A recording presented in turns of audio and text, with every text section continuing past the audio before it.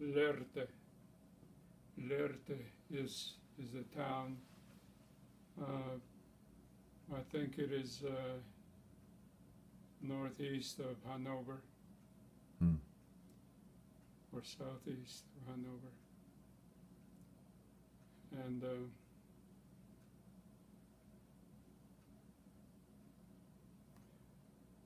I remember when the train pulled up, what they did was they ran the train tracks only half a mile away from the camp. They didn't run it all the way to the camp. And in my opinion, it was because when people came with anything, they couldn't carry it with them. They had to leave it behind there. Hmm.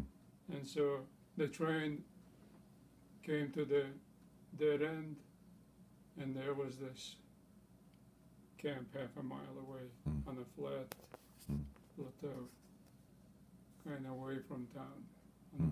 on a farm land. And the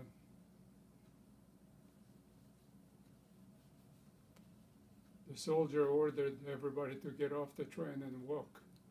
And I remember some of the men who served on police force for Germans. Hmm. They considered themselves German allies, Hmm. and they thought some wagon would come and Hmm. or truck and take their stuff, Hmm. because they carried a lot of stuff with them on the train. And the soldier yelled, "Get up, take whatever you can, and walk." Hmm. And they were complaining, Hmm. and he gave orders, and the other soldiers were beating these people with their sticks. Police Hmm. At the time. batons. Hmm. So we grabbed whatever we could, and we come to this camp. And the first thing they told us to get in line for soup. It was must have been about 6, 7 o'clock in the evening, just before it got dark. And we all lined up in this line, hundreds of people, Hmm. to get a bowl of soup. And this lieutenant comes up, looks at my father, and then looks at all of us, 7 of us children. And he says to my father, "Are you out of your mind? Don't you know there's war? You're dragging all these children with you?" And my father, stood tall and strong. Lieutenant spoke broken Russian, and he had no arm Hmm. from a shoulder. Apparently lost on the front, so they Hmm. sent him back and he was doing this at home. Father said, "If God gave you no brain, then this is how you think about it." He said, "How dare you speak to me like that? I'll have you whipped." He said, "Yes, you can have me whipped, but that doesn't make it right. Hmm. If God gave me children, He's going to find food for them too." Hmm. All right, get in line. And Hmm. so just about for us to get the soup, the siren goes off, alarm. Hmm. Those alarms are so strong Hmm. that it rattles. Hmm. It feels like the roofs are rattling all over the town. Right. They'd wake the dead. Hmm. It means that the Allies were coming to bomb. Hmm. And I don't even remember if we got that soup or we had to run. Hmm. Where did we run to there was no bunkers, anything like that. Anyway, the camp it used to be camp for the Jewish internment for several years, and now Jews were gone, so they were bringing all kinds of people from East Europe, Hmm. processing them to labor camps. And in the middle of the camp, there was this maybe 10 or 12-foot wall Hmm. dividing the camp. Hmm. Those who were here had to go through a process of exams, and those who were on the other side being distributed. Hmm. So there were barracks on that side and barracks here. They bring people and put them in these barracks, and then they order you to go through. I don't know how many days we had to wait till we were sent through the processing. The processing, they divide man. There was a door for man and a door for women and children. I ended up going with women, 9 years old. It was embarrassing. But anyway, 6 hours of this. There were at least 5 different exam rooms. You go through the shower, everybody's naked.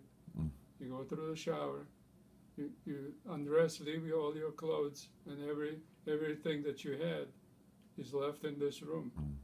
And you just like the scripture says, naked you came, naked you will return. Wow. That's how it was. Not even your clothes, never mind whatever valuables you had. Demeaning, embarrassing, belittling. And you go through the shower first, and then you walk in the next room, and you have all kinds of doctors examining you, examining, and then you go through a next shower, and those are good, thorough showers, like at least 20 minutes, and then you walk out another examining room, and so through the whole day process, you went through all these exams. And you're naked all day long. And naked all day long without food. Oh my. And that's where they separated people. In any kind of disease they detected, they would take those aside. So a lot of families were separated. Wow. If they had any kind of ailment, it would be discovered there. Fortunately, they couldn't find anything on us, except they cut my father's hair off because they found lice in his hair. So then, at the end of the day, you come out on the other side and look for your belongings. And whatever is there, whatever is not there, you don't complain. You just walk out of there, and they tell you, then give you the number of barrack you're supposed to be in. And you're on your clothes, they pin a little sticker that says Ost, which means east. So whatever part of Europe you came, that's the sticker you would get. So we were Ost. And number. Each prisoner had a number. See, we didn't come there by force, but now we were prisoners. And we did not have any civil rights. We were only to be where we were told to be. Sort of like black people during the slavery. So they tell you to go to the barrack, and every day they gave some kind of soup to eat, and you sit and wait until your name is announced over PA system. PA system is throughout the whole camp, all the barracks, all the prisoners, and every name, they have the list of everybody. And so one day, our PA system, we hear our name, and we are ordered in Russian to step out to the sidewalk. So you get out of the barrack and you walk up to the sidewalk, and you stand there. And there are other families, so there were 7 families, and this cousin, father's cousin, and his family was with us. So we all stand up. I think there were a total of 37 people standing by the sidewalk. And the truck pulls up, and we're ordered to get in the back of the truck. So you throw your things, whatever you have, and grab your children and climb in there, and that's it. And the truck takes off, you don't know where it's going.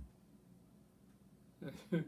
I remember sitting in this truck, sitting on the floor against the wall, and looking that way across, and there was a girl sitting across the floor in this truck, same age as I was. Mm. She was from Petrico. Oh my. Her name was Sonia. Really pretty. You knew her or you didn't? Pardon? Did you know her before? No, Mm. never saw her before. And I was fascinated by this girl.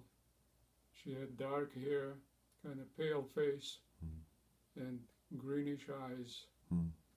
Really long dark hair.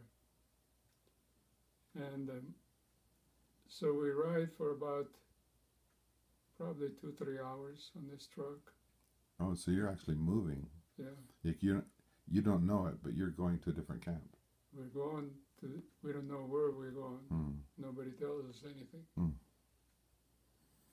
And so the only thing that we're happy about is that we're all together, Mm. that they didn't rip us apart like Mm. some other families. Mm. And it was drizzling. I remember looking out on the road and observing that the road was made of the cobblestone, Mm. which I didn't see before. And we pull up to this little camp by canal in northern part of Hanover. Mm. Hanover was a pretty good size city, maybe close to 400,000 people. Beautiful city. So the suburb of Hanover called Buchholz is where this little camp was, by the canal. The camp probably had 1 acre of land, Mm. and it already had over 100 prisoners there, Mm. young people from Ukraine and Belarus Mm. that were there a year before us. Mm. They took them a year before us by force. Mm. Teenagers, they brought them there to work. And so the steel gate opens up. The steel gate must have been about 9 feet tall. Mm. And it was moved, and the truck went inside and unloaded us, and then the truck left. Hmm. And so when we got to this camp, the rain stopped and kind of sun came out, and it was late October, Hmm. or middle of October or something, but it was a nice kind of warm evening. And they told us to get in line and gave us the bowls, orange soup bowls. Mm. And there was a big pot outside, some kind of soup. The workers came from the work and they all got in line with us, and so all of us are standing in line. They poured that soup, hot soup, in, and I looked at it before I started eating it. The paint on the bowl melted, and so the soup turned orange from this paint. Mm. They didn't have plastic perfected then. It's kind of like some kind of paper bowls with a heavy coat of paint.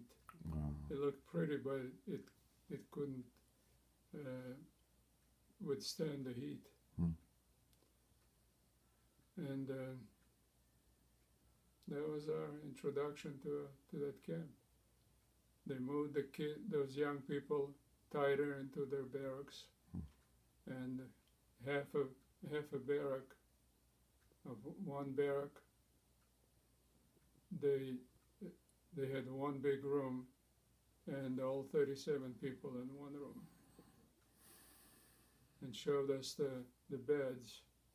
The beds were standing like maybe 14, 16 inches apart, Mm. and they were 3-story high Oh my. bunk beds. I'm gonna call it